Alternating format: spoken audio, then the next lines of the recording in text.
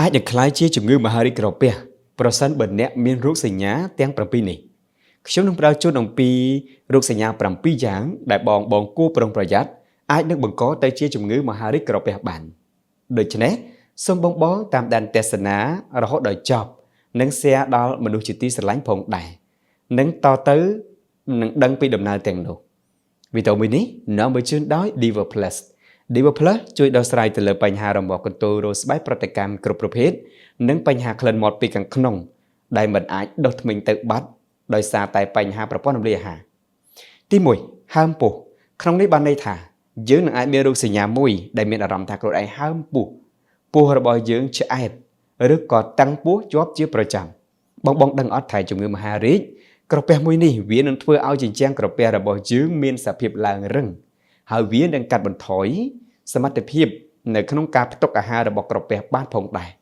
ហើយមិនត្រឹមតែប៉ុណ្ណោះទេជំងឺមហារីកក្រពះនេះប្រសិនបើវារាលដាលទៅដល់ស្រទាប់ខាងក្នុងនៃពោះវានឹងបង្កឲ្យមានការប្រមូលផ្ដុំសារធាតុរាវជាច្រើននៅក្នុងពោះរបស់យើងទាំងអស់គ្នាហើយពោះរបស់យើងហើមតឹងមានអារម្មណ៍ថាឆ្អែតដោយស្ត្រីចិត្តគ្រប់ខែអញ្ចឹងពោះតឹងណែនប៉ោងតែម្ដងនេះជារោគសញ្ញាទី1ដែលយើងប្រុងប្រយ័ត្នរោគសញ្ញាទី2ការក្រហាយទ្រូងប្រសិនបើបងទាំងអស់គ្នាមានអាការៈក្រហាយទ្រូងឈឺចុកចាប់ទ្រូងក្តៅទ្រូង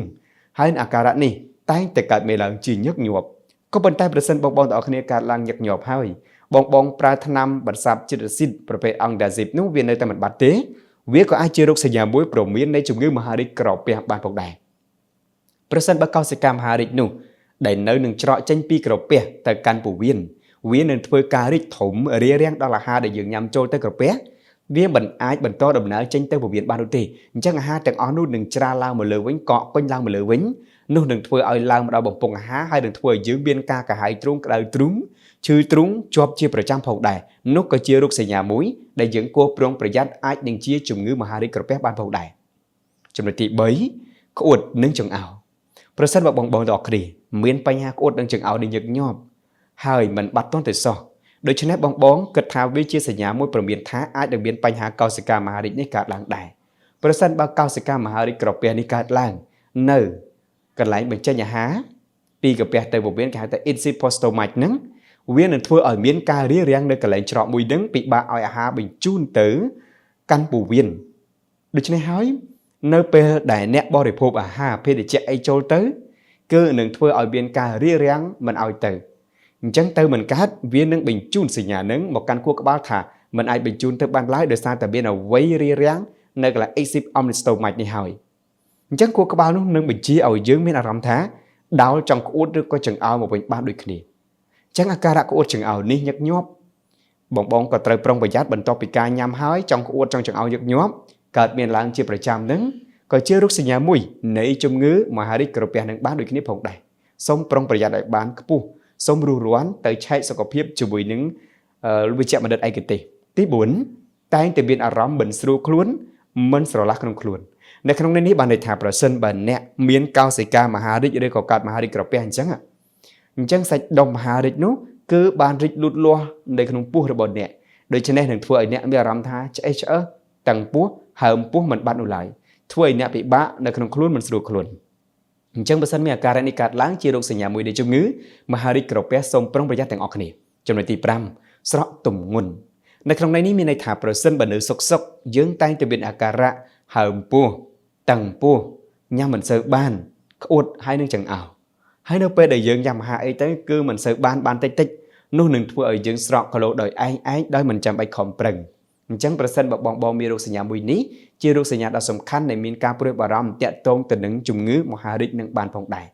អញ្ចឹងសូមមានការប្រុងប្រយ័ត្នអ្នកដែលស្រកគីឡូឯងអត់ធ្វើអីសោះក៏ស្រកគីឡូនោះញ៉ាំក៏មិនសូវបានតឹងពោះហើយក៏មានការក្អួតចង្អោរនោះជារោគសញ្ញានៃជំងឺមហារីកក្រពះដូចគ្នាចំណុចទី6នោះមានឈាមនៅក្នុងលាមក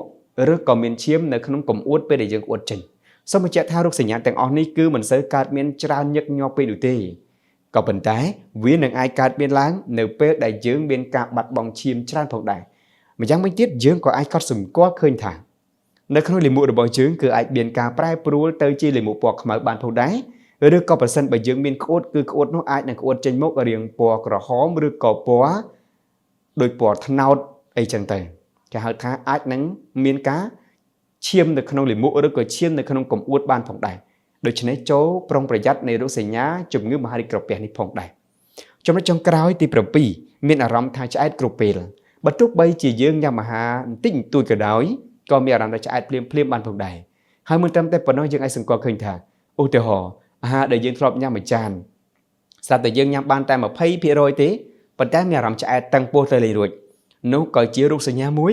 ដែលអាចមានបញ្ហាជាមួយនឹងក្រពះរបស់យើងផងដែរបងចឹងតកតងមួយមហារីកឬក៏ដុំនៃបញ្ហាដែលមួយបង្កឲ្យទៅជារឹងនៅកន្លែងក្រពះហ្នឹងកាត់បន្ថយស្ពេសក្រពះធ្វើឲ្យយើងញ៉ាំឆាប់ឆ្អែតបន្តិចឆ្អែតនោះជារោគសញ្ញាផងដែរសូមប្រុងប្រយ័ត្នទាំងអស់គ្នាវីដេអូមួយនេះនាំមកជូនដោយផលិតផល Diva Plus សម្រាប់បងដែលមានបញ្ហាក្លិនមាត់ពិបាកនៅក្នុងការដុសធ្មេញយ៉ាងណានៅតែមិនបាត់សូមបងកុំភ្លេច Diva Plus ផលិតផលស្តង់ដារសហរដ្ឋអាមេរិកតម្លៃសមរម្យផ្ញើជូនបងគ្រប់25ខែរាជនីដោយមិនគិតថ្លៃមួយទៀតក៏សម្រាប់បងដែលមានបញ្ហារមាស់កន្ទោលរោលស្បែកមិនថារមាស់ស្ងួតរមាស់មានទឹកអង្ញឬក៏រមាស់ចាញ់អាកាសធាតុរមាស់ប្រតិកម្មជាមួយអាហារនោះទេសូមកុំភ្លេចផលិតផល Diva Plus ឯកទេសទាំងពីរនេះតែម្ដងបងអាចចូលមកកាន់ Telegram តាមរយៈ QR របស់ Telegram ខាងក្រោមជួបគ្នានៅវីដេអូក្រោយ